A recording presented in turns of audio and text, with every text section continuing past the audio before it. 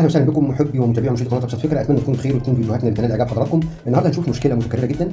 الفيشه مش بتركب، الفيشه مش عايزه تثبت جوه خالص. بصوا يا جماعه، مجرد ما نسيب الفيشه بتتخلع من هنا، مفيش حاجه ماسكه في الفيشه من جوه، وبالتالي بتعمل ذبذبه. سهل جدا ان اي جهاز يتحرق، سهل جدا انها تعمل مشكله كبيره في الكهرباء. هنشوف العلاج البسيط اللي سهل جدا ان اي حد في البيت ينفع يعمله. خليكم معايا لحظه واحده. فكنا شاسين وطلعنا اللقمه بتاعتنا، وهسيب حضراتكم لينك فيديو في الوصف عن طريقه الفك والتركيب. وهنيجي هنا يا جماعه، بنيجي في الجزء ده وبنرفع سنه بسيطه خالص من الفك عشان نعدي الشفتين الصغيرين دول. نفتح دي كده، تفتح معانا اللقمه بالشكل الظريف ده. يعني ممكن نرفع رفعه بسيطه تاني من الناحيه الثانيه، بتفتح معانا بالشكل الظريف ده. نطلع الجزء ده ونطلع القطعتين النحاس دول. هنشوف هنعمل ايه دلوقتي مع بعض. دول الجزئين النحاس اللي هم خاصين باللقمه او بالفيشه، عشان الناس تبقى مستوعبه الوظيفه بتاعتهم ايه او بيشتغلوا ازاي او طريقه عملهم.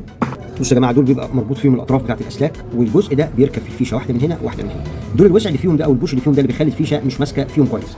فاحنا هنعمل ايه دلوقتي؟ اول حاجه بنتاكد ان احنا المكان ده نضيف كويس، قطعه صنفره بسيطه، ونبتدي نصنفر وننظف الجزء النحاس.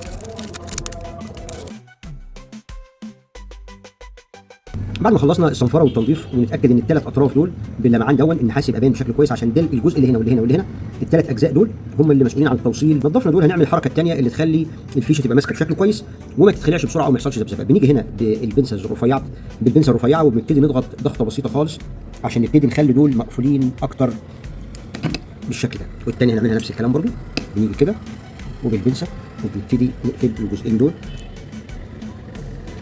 الفكره يا جماعه ان انا بضيق المسافه دي عشان اضمن عمليه التوصيل. لو احنا بصينا كده سامعين التكه بتاعت الصوت؟ بصوا يا جماعه، الفيشه بقت محكمه جدا، التوصيل هيبقى توصيل جيد، مش هينفع ان تعمل ذبذبه في الكهرباء اكتر. لو احنا بصينا كده لما اخلع دي في تكه محترمه. بصوا، نعيد عمليه التركيب. الاتجاه بتاع المسمار ده بيبقى هو اللي في الخارج عشان بيركب منه الاسلاك. هنيجي هنا الجزء اللي احنا فتحناه فتحه بسيطه بنقفله تكه بسيطه خالص، ونراعي ان احنا ماسكين في البلاستيك، فلازم يبقى ايدينا حساسه واحنا بنشتغل. وهنيجي هنا ونعيد عمليه التقفيل بتاع اللقمه نفسها. نعمل كده وبنرفع رفعه بسيطه خالص بالفك للسنه اللي احنا رفعناها عشان نضمن انها عدت الدبانتين البلاستيك دول. وبنيجي الناحيه الثانيه بنعمل نفس الكلام، نرفع رفعه بسيطه خالص كده. اول ما نركب هنسمع صوت التكه الجميله، سمعنا مع بعض. الناحيه الثانيه المفروض نفس الكلام برضو، نسمع التكه يبقى نتاكد ان دي قفلت بشكل مظبوط. لما بنجرب ونركب كده هنلاقي ان الفيشه ماسكه باحكام جدا، مش هيحصل اي ذبذبه في الكهرباء فيها نهائي. اشكركم جزيلا واتمنى الفيديو يعجب حضراتكم، واللي يعجبه الفيديو يا ريت يتكرم علينا باللايك، واللي مش مشترك معانا في القناه يا ريت يشرفنا بالاشتراك. شكرا جزيلا.